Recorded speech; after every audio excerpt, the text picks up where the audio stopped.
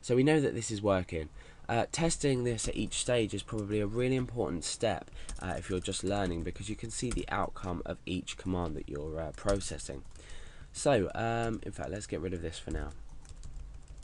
Okay, so now what we've done is we've read in the image. We haven't read in the image itself, but what we've done is got the image size from the image file name that we've specified. So we've got the width and the height of this image. Now what we need to do is we need to specify a new size for the image, because obviously the point of this tutorial is we're scaling this image down to thumbnail size.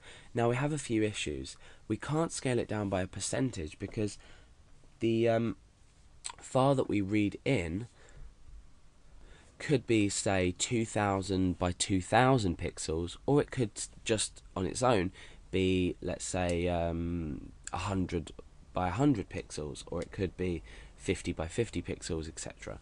So our file size that we read in could be any size. So what we want to do is create the thumbnail to an exacting size, or a more or less exacting size. We don't want to scale it down a percentage, because if we were scaling down a percentage of an image that was 500 by 500, let's say by a very small percentage, you'd end up with a very small image. However, if you were scaling down a 2000 by 2000 by a very small percentage, you're going to end up with a bigger image than the first example I've already talked about. So hopefully this makes sense to you, and we need to understand this before we start writing out our new size of our image, because we can't just say divide it by a certain amount. Okay, so we're going to create a new variable called new underscore size, and what we're going to do in here is a few calculations that I've played around with myself to get this working. So because I'm not amazing at maths, I can't explain to you why this works or why it doesn't, or no, why what works, because it does work. But you know, follow along with this, try and understand it. For anyone that's more logical minded than me in terms of mathematics, you'll probably understand this a lot better. So we've got new size, and I have chosen, whilst playing around with this for a good hour, I think, well, half an hour. So I'm basically going to say image width, and then I added this to image height. So let's just space this out so we can see what we're doing. So we've added the image width, which we've got here, to the image height. Then what we've done is we've divided that all by the image width multiplied by the image height divided by 45. So let's create some brackets so we are processing this properly. So I did image width, and then I multiplied it, and then another bracket in here, so we're multiplying this by the image height times times by 45.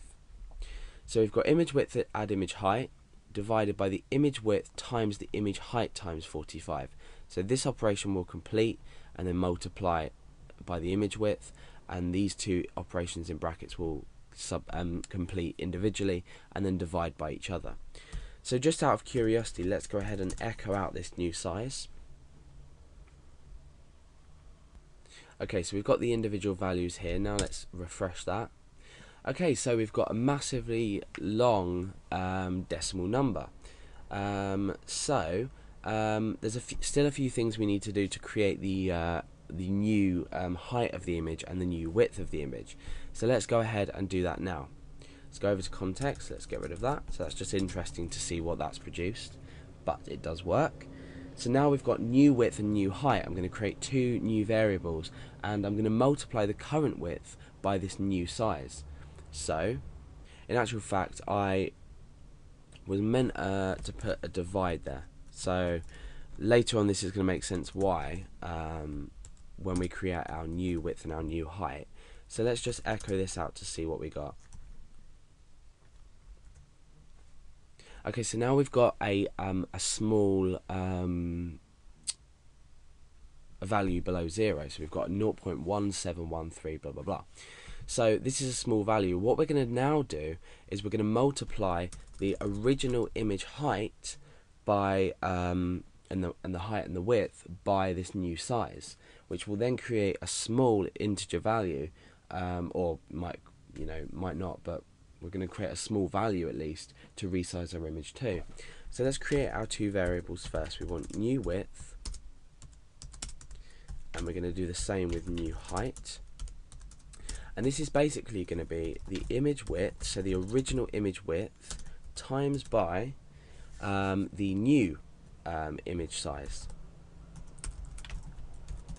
And this is just in general. We don't have a width and a height for the new size. This is how we maintain our aspect ratio.